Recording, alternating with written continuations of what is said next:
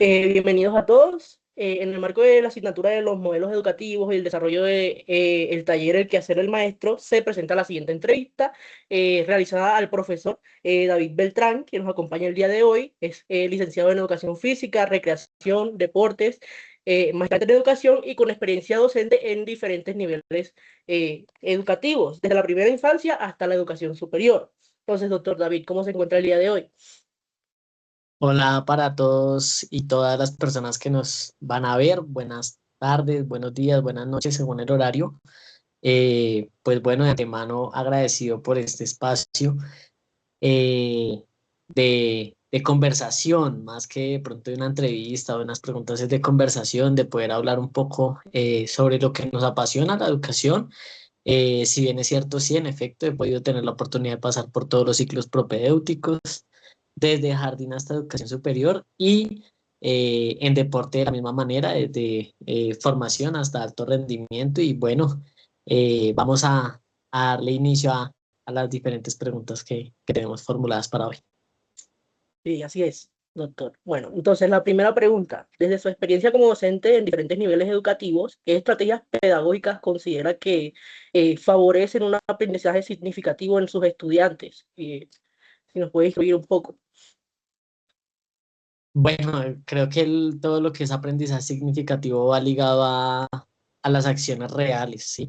Cuando yo llevo al estudiante a participar desde su contexto, desde aquellas dificultades o experiencia que tiene en el día a día, realmente es cuando hay un aprendizaje significativo, ¿sí? Porque por más que de pronto yo lo trate de llevar a un aprendizaje en el que el estudiante nunca va a tener contacto con ciertas experiencias, pues realmente es obsoleto. Digamos que por eso va ligado hoy en día a la malla curricular, ¿no? La malla curricular y etcétera, etcétera, hoy en día se liga es a las necesidades del estudiante, a las necesidades puntuales de esa población, ¿sí? Y con base a eso, pues debemos trabajar nosotros como maestros. Súper interesante, doctor David. Bueno, como segunda pregunta, me gustaría que nos explicara un poco si las teorías educativas contemporáneas para usted o a su concepto promueven que el estudiante sea protagonista de su aprendizaje, o cómo logra usted que sus estudiantes participen activamente en lo que son la construcción de conocimiento durante sus clases. Bueno, si bien es cierto, la educación física es una asignatura en la que normalmente todos quieren participar, ¿sí? Y aunque hay algunas cosas que todavía se ven que son muy antiguas, que hoy en día se consideran ya no tan necesarias, se liga mucho a la didáctica que uno utilice como maestro. Considero que, como lo decía anteriormente, todo va ligado al contexto del estudiante y a las necesidades que tiene esa población, ¿sí? Y lo dinámico que yo logré hacer la clase. Entonces, no es lo mismo dar una clase de gimnasia de piso, por ejemplo, hablando desde mi fuerte, eh, diciéndole tiene que hacer un rollo hacia adelante, a ponerle diferentes dinámicas que lleven al estudiante a realizar el rollo sin que sea tan inducido, llevándolo más a un descubrimiento guiado, donde él o ella logre ver qué es capaz de hacer, hasta dónde puede llegar por medio de aquellas instrucciones de pronto simples, por medio del juego o de la lúdica o del ocio, de la dinámica misma. ¿Se le ocurre de pronto algún ejemplo concreto que nos quiera compartir?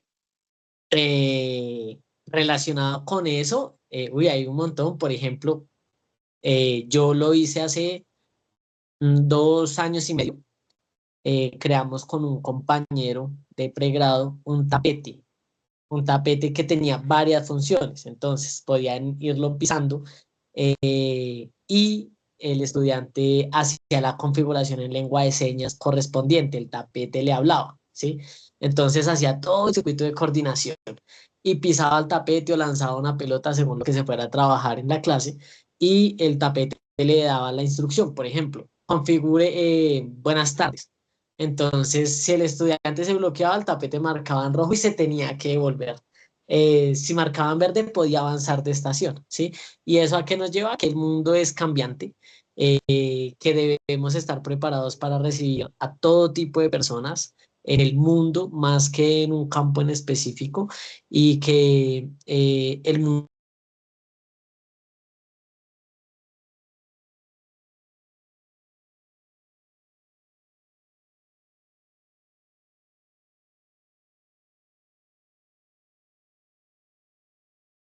Se cayó la señal. Sí, no Bueno, sé si si fue quieres. la tuya o la mía, pero bien, Mm, ¿me ves bien? sí, te veo. ¿Me Eh, escuchas? sí, si quieres, sigamos con la grabación y voy a repetir la respuesta a esa pregunta y que Janis después la edite. Ok, sí, Ujú. más trabajo para Yanis. Bueno, como te estaba comentando, eh, considero que la importancia de hoy en día formar estudiantes para el mundo y no para una asignatura específica es supremamente importante, ¿sí? Entonces estaba el ejemplo de un tapete donde los chicos hacían todo el circuito, X circuito, lo que se fuera a trabajar, bien fuera gimnástico, de coordinación, etcétera, y el tapete nos arrojaba, o le arrojaba al estudiante o a la estudiante una configuración que debía marcar al final del circuito y esa, si se arrojaba verde, podía continuar a la siguiente fase. Si le arrojaban rojo, debía volver a iniciar, ¿sí?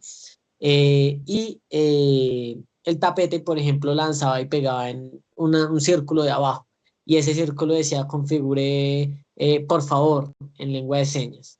Si no lo configuraba bien, vuelva a empezar. Si configuraba bien, podía continuar. ¿Y por qué de pronto, más allá de la educación física, eso? Porque debemos comprender que el mundo es de todos y para todos, la educación de la misma forma. Y a eso nos llevan todos los modelos educativos. De hecho, llega un punto en el que convergen ahí. El mundo es de todos y para todos, siempre. Eh, y es aquello en lo que la educación hoy en día ha ido cambiando. No parece, pero vamos por buen camino. Vamos por muy buen camino en Colombia en todo lo que es educación inclusiva, ¿sí? Y eso nos permite hoy en día cerrar un poco esa brecha que era tan distante anteriormente y podemos converger todos esos modelos educativos independientemente la forma en la que lo trabajamos todos los maestros, porque cada uno tiene un estilo de trabajo diferente y muy respetable, si bien es cierto. Eh, Todos de una u otra manera debemos trabajar es en pro de formar niños y niñas para el mundo y no para una asignatura en específico.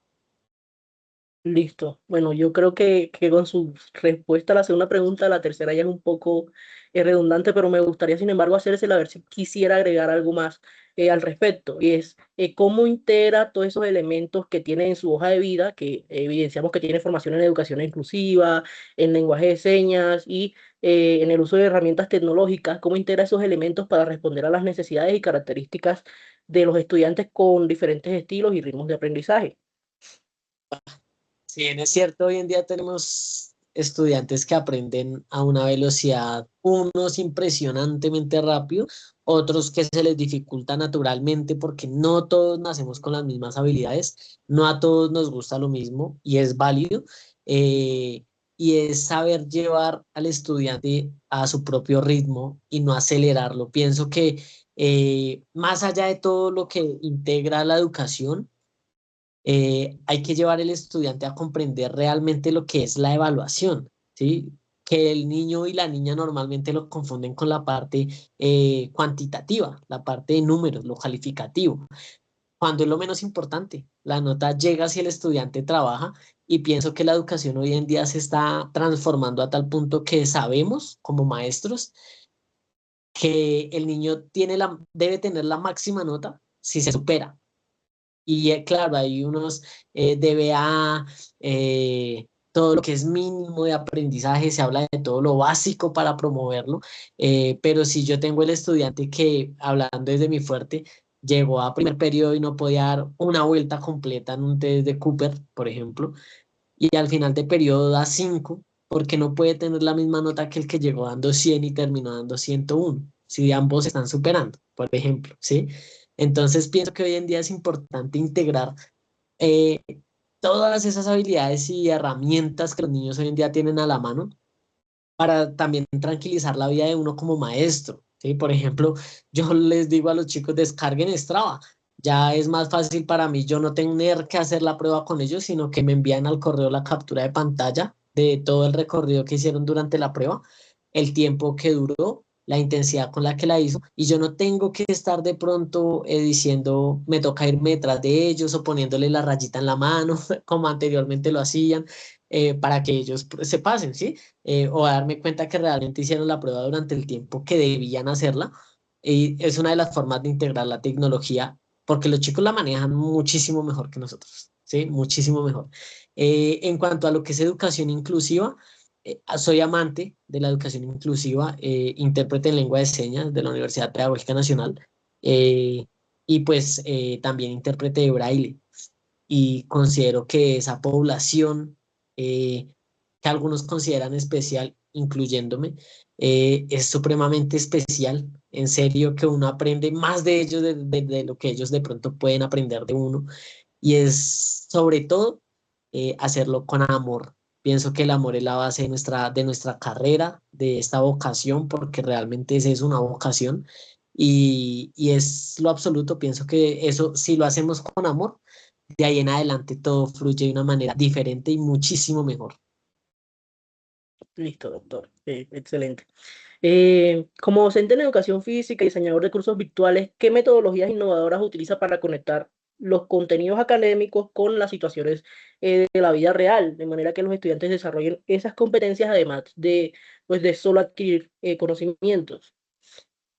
Bueno, la parte interactiva considero que es fundamental.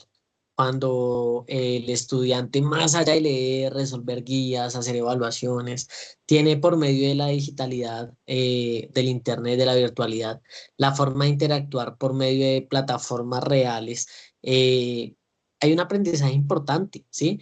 O el hecho de que el estudiante o la estudiante tenga que interactuar con una población para poder hacer el trabajo, es fundamental, ¿sí? Creo que la virtualidad o el Internet han sido un medio de facilidad para el aprendizaje más que facilismo para el aprendizaje, ¿sí? Depende mucho del maestro y del estudiante, claro, pero cuando uno como profe lo hace con todo el amor y el respeto también hacia ellos, se van dando las cosas de la mejor manera, que también es fundamental. Sí, señor. Y bueno, ya como última pregunta, desde su experiencia profesional, ¿cuáles considera que son los principales eh, retos que enfrentan actualmente los docentes para implementar los modelos educativos contemporáneos en Colombia? ¿Y qué acciones cree usted que podrían fortalecer una educación más humanista, más integral? Es una pregunta bastante complicada. Hoy en día tenemos unos retos importantísimos en la educación, y creo que la base de esos cambios deben radicarse en la actualización, ¿sí? Eh, Seguimos desactualizados, seguimos dando prioridad a ciertas, no quiero de pronto sonar prepotente, pero a ciertos temas que de pronto ya no son tan importantes para la vida del estudiante en el desarrollo del mundo. ¿Sí? Antes nos preparaban de una manera diferente, donde debíamos tener cierta memoria, donde era importante que pasáramos al frente, memorizáramos, socializáramos a los compañeros algún tema, etcétera, etcétera, cosa que hoy en día de pronto ya no es tan importante como desarrollar ciertas otras habilidades que el mundo, así no queramos, nos está llevando a eso. Pero considero que la primera es la actualización de nuestros planes de estudio en Colombia. Es uno de los retos más grandes. La segunda, romper con aquellos tabús que de pronto algunos profes aún conservan, ¿sí? Por ejemplo, están prohibidos los celulares en los colegios, están prohibidos los computadores en los colegios, ¿sí? Las tablets, etcétera, etcétera. Pero al fin de cuentas, tenemos que trabajar de la mano con la tecnología porque ya hoy en día es imposible, ¿sí? Ahorita salió un modelo más holístico, y los colegios ya no dejan tareas. ¿Con qué fin? Dicen que para no cargar el estudiante. Y está bien porque hay unas jornadas extensas hoy en día, pero realmente el trasfondo de eso es para evitarle al estudiante que copie de internet cierta información, verídica o no, no lo sabemos, ¿sí? Pero ese es uno de los retos importantes, romper esos tabús con respecto a la tecnología. eh, y otra de los factores fundamentales que para mí como maestro, con base a tu pregunta, considero que es importante, son las escuelas de padres, ¿sí? ¿Por qué? Porque en esas escuelas de padres uno muchas veces tiene la posibilidad, o bueno, los orientadores y psicólogos de los colegios, de trabajar con los papás y con los niños y niñas todo el tema del respeto. Que lastimosamente hoy en día como maestros estamos expuestos en todos los niveles y ciclos. Claro, en primaria de pronto no igual que en bachillerato o con el mismo calibre de importancia, pero sí el respeto en los diferentes niveles es fundamental para poder hacer una buena práctica docente de enseñanza-aprendizaje, ¿sí? Entonces, aquella pregunta es bien importante porque son muchísimos puntos los que para lograr tener algo realmente importante en cuanto a educación en Colombia debemos transformar un sinfín de cosas desde el mismo Ministerio de Educación, la inversión de recursos en la educación pública, no solamente superior, sino en los colegios. eh, de pronto hablar incluso de aquellos maestros del 1272 que son profes ya bien veteranos, que hay una brecha grande en las preguntas si deben seguir ejerciendo o no, o si deben darle paso a los más jóvenes o no, cosa que de pronto, en la cual de pronto no es importante en este momento entrar en debate, pero eh, no podemos desconocer que es una pregunta que se hace todo el tiempo el país y que sigue sin resolver. Y va a seguir sin resolver porque ellos tienen un blindaje hecho especial en su ejercicio profesional. Entonces, para que lleguemos a ese punto, falta camino largo, harto de trabajo importante, pero que debemos empezar a hacerlo ya si queremos ver realmente una transformación educacional aquí en Colombia. Listo, doctor. Con esto ya sería el fin de esta entrevista, que parecía más que todo un conversatorio, efectivamente.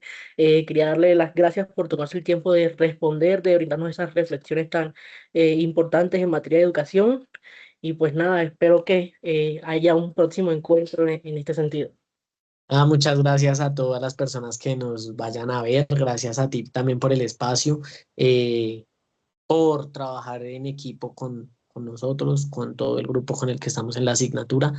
Y importante siempre tener en cuenta eso en nuestro ejercicio profesional. El amor es la base de esto porque hay carrera larga todavía y el aula nos espera aún a todos y todas.